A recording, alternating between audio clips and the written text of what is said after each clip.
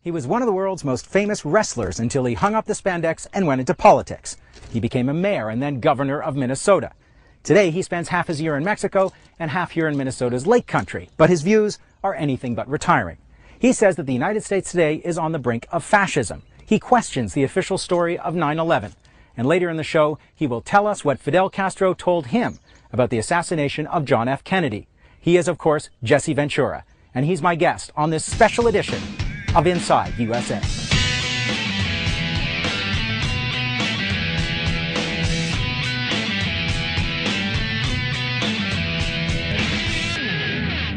Jesse Ventura leads a pretty contemplative life these days, out of the spotlight's glare. Generally, I'll come out here in the evenings and take at least 20 to 25 casts before or after dinner. We'll throw another one out there. Which is not to say that he's lost his competitive edge. He pulled a 20-pound fish off this dock. Easily, yeah. I've got my wife got a 45-inch muskie. I got a 42-inch one. She caught a 28-inch walleye and a 29-inch walleye. Does your wife generally beat you and everything? No. She just probably has more time to fish at times than I do. Sounds like an excuse to me. No, it's like anything. If you do it more and do it more often, you're going to have more success than the person that doesn't. I think she's just better. You know, she might be. You know, in fishing, there's no better or worse. It's luck. That's why they call it fishing and not catching. When we sat down to speak to him at his lakeside home, he'd been ruminating all week about going back into politics. It was just 48 hours after the filing deadline for the Minnesota Senate race. I talked to Terry, your wife, when we came in, and she said at an hour and a half before the filing deadline, your motorcycle was out in the garage and your riding clothes were by the door. Yeah. What was going on? Well, I was contemplating going down and filing. And then we talked for another half hour, and then she said to me, "You've always believed in fate and destiny." And I said, "That's correct." And she said then, and we didn't know which way to go. And she said, "Then why don't we flip a coin?" And that's what I did. Right on the floor here, I took a quarter, and I said, "Heads, I'll file, tails, I won't." And I flipped the coin up in the air, and it landed on the floor, and it came up tails. So destiny, it was the flip of a coin ultimately in the end. You really decided on the basis of a flip of a coin? Because if the coin would have come up heads, I'd have gone down and filed. I want to talk about the state of America. Maybe some of the reasons why you were tempted and why it's clearly still a possibility for you to re-enter political life. On page 2 of your book, you say the United States is on the brink of fascism. And that was probably finished almost a year ago. We are. Fascism, by definition, is when corporations team up with organized religion and control the government. Do I have to say anything more? Wouldn't you say that we're on the brink if we're not there?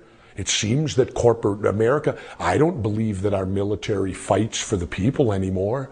I believe the military of the United States is now the strong arm of the corporate America. One of the distinguishing features of fascism is not the slow or fast erosion of civil liberties, but living in a police state that doesn't allow for civil liberties. As a small L libertarian, you hold that to be one of the highest values in American life. And where are we heading? Well, with the Patriot Act, we're having, last week the Democrats, who are supposedly opposite the Republicans, I don't believe that. I think it's like pro wrestling.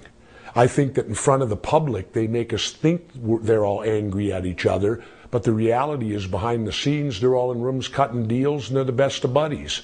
And when you look at what the Democrats allowed to again happen a week ago, they destroyed the Fourth Amendment again.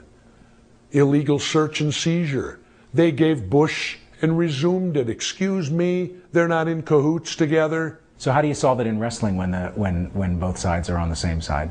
The point of the matter is you're always on the same side in wrestling. You just portray it differently to the crowd, to the public, and that's what they do, I think. Your book is called Don't Start the Revolution Without Me. How do you take back a system that you feel is on the brink of fascism in America today? You have to get independents elected, and they have to go there, and we have to, in my opinion, we have to destroy these two political parties that are destroying our country. And I'm not alone in that thinking. If you go back to our founding fathers, John Adams, Thomas Jefferson, and George Washington, they all stated clearly that the downfall of the United States wouldn't come at the hands of an outside entity, that it would come from within. And they said it would come when political parties took over the government. I think they're there. And yet at the same time, the vast majority of Americans, 75 or 80%, say that the country's going in the wrong direction. 9 out of 10 Americans say that there needs to be fundamental change in the healthcare system. Americans don't like the way that this country is going. Yeah, so your lemmings seem to be turning. But they don't run that, but they don't vote that way, do they?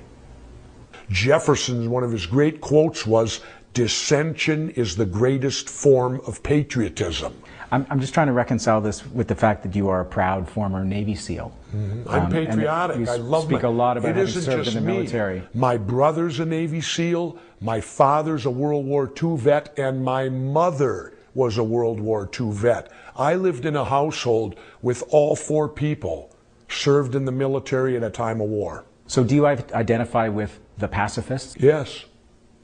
I think war is the failure, the complete failure of politics. When politics fails, you have war.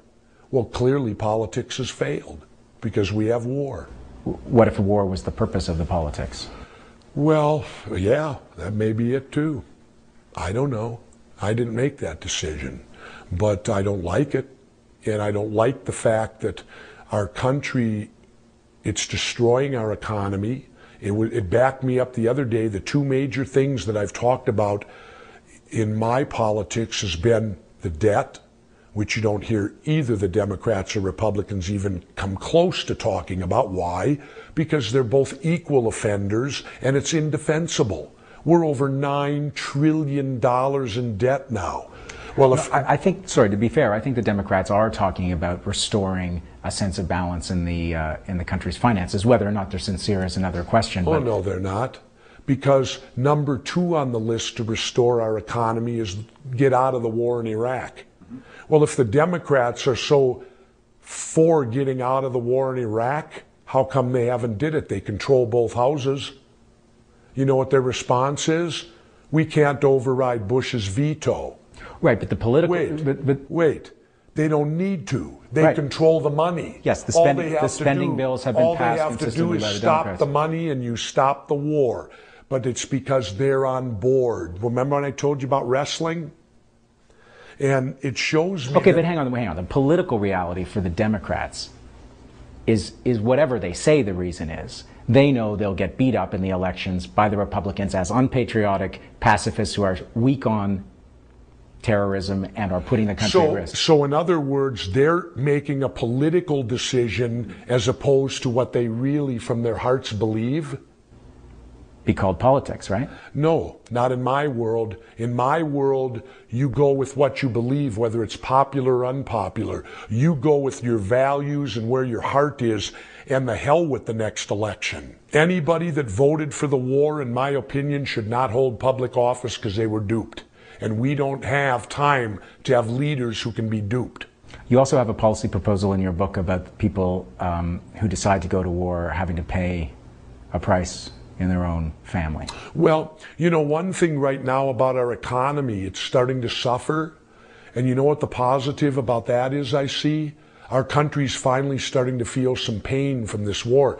All the money that we're losing, channeling into this country, that I don't understand what the benefit is for us in the end.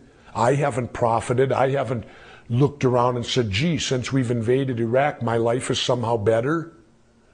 I would challenge any American to any United Statesian, because I don't use the term American if I can help it. Especially since you've been living in Mexico. Yes. Any United Statesian, I would challenge them to come forward and tell me how they've benefited from the invasion and the war in Iraq. Or perhaps they could ask an Iraqi. Yeah, how have they benefited? Anyone. How does anyone benefit from war? Well, certain people do that make money off it. There's always profiteers in war, like Halliburton. They're making a fortune. And who used to be the president of Halliburton?